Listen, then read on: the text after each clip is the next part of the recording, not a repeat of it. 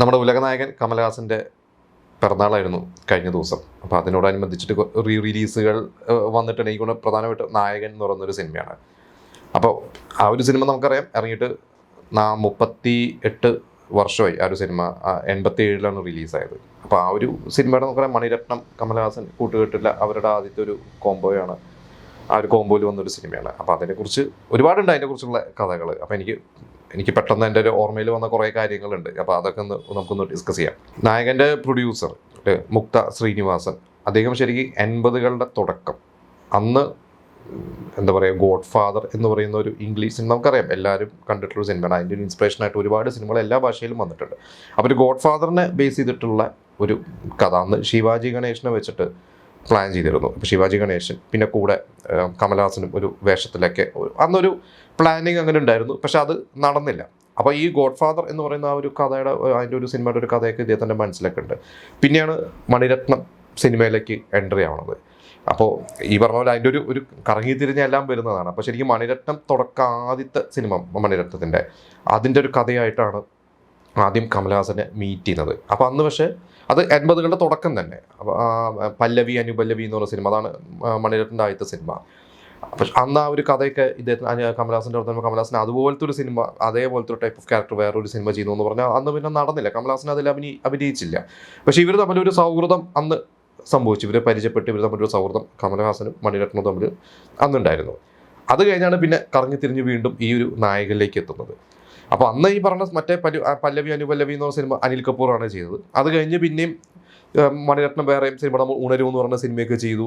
വേറെ 1-2 സിനിമകൾ തമിഴിലൊക്കെ ചെയ്തു. ഇതൊക്കെ കഴിഞ്ഞിട്ടാണ് വീണ്ടും ഈ പറയുന്ന ഒരു നായകൻ്റെ ആ ഒരു പ്രൊജക്റ്റിലേക്ക് ഈ പ്രൊഡ്യൂസറും ഇവരെല്ലാവരും കൂടി വീണ്ടും ഒരു സിനിമ മണിരത്നമായിട്ട് ഒന്നിക്കുന്ന രീതിയിലോട്ട് വരുന്നത്. അപ്പോൾ അന്ന് ഇതേപോലെ തന്നെ അവർ പോയിട്ട് ആദ്യം വേറൊരു ഇതേപോലെ ഒരു ഹിന്ദി സിനിമ റീമേക്ക് ചെയ്യാൻ ഉള്ളൊരു പ്ലാനാണ്. പക്ഷെ അതും കമൽഹാസന് ഇഷ്ടപ്പെടാത്തതെന്തോ അത് നടന്നില്ല. അങ്ങനെയാണ് കറങ്ങിത്തിരിഞ്ഞ ഈ ഒരു നായകൻ്റെ കഥ. അത് ശരിക്കും നമുക്കറിയാം വരദരാജ മുതലിയാർ എന്ന് പറയുന്ന അദ്ദേഹത്തിൻ്റെ ഒരു ജീവിതത്തിനെ ഇൻസ്പയർ ചെയ്തിട്ടുള്ള ഒരു സാധനമാണ്.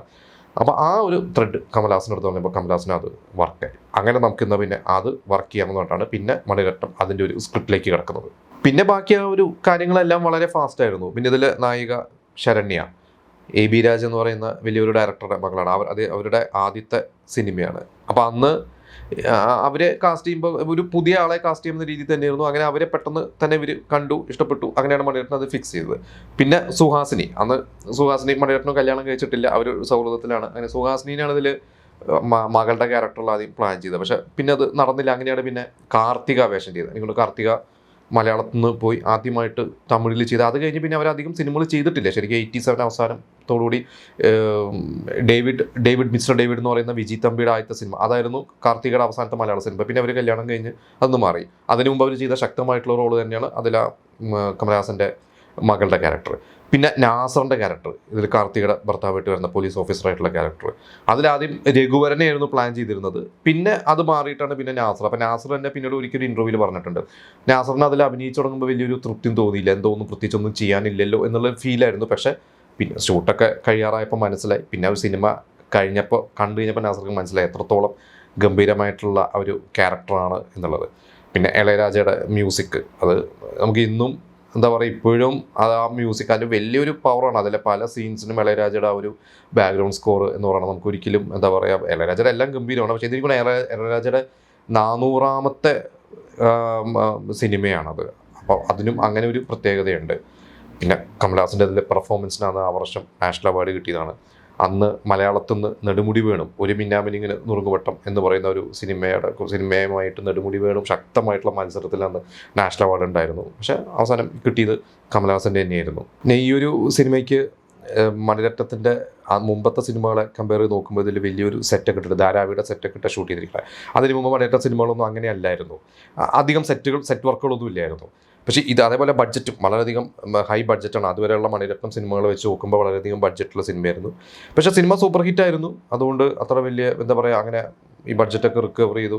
ഒരു സൂപ്പർ ഹിറ്റ് ബ്ലോക്ക് ബസ്റ്റർ എന്നതിലുപരി ആ ഒരു സിനിമ എന്താ പറയുക, ഒരുപാട് ആൾക്കാരെ ഇൻസ്പയർ ചെയ്ത, പിന്നീട് വന്ന ഒരുപാട് ഫിലിം മേക്കേഴ്സിനെ ഇൻസ്പയർ ചെയ്തൊരു സിനിമ തന്നെയായിരുന്നു.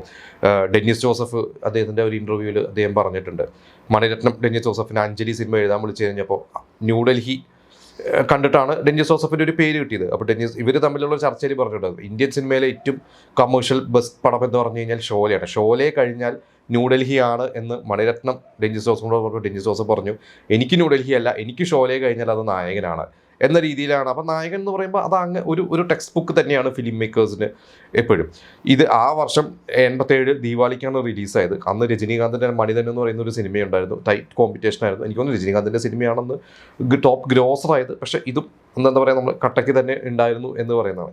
ഇപ്പം എന്തായാലും വീണ്ടും അത് റിലീസ് ചെയ്തിരിക്കുകയാണ്. അത് റിലീസ് ചെയ്തപ്പോൾ ഞാൻ പറഞ്ഞു കേട്ടത് അതിൻ്റെ ലെങ്ത്ത് 2 മണിക്കൂർ 20 മിനിറ്റ് എന്തേ ഉള്ളൂ. അപ്പോൾ കുറേ സീൻസൊക്കെ എന്തായാലും കട്ട് ചെയ്ത് കളഞ്ഞിട്ടുണ്ടാവണം.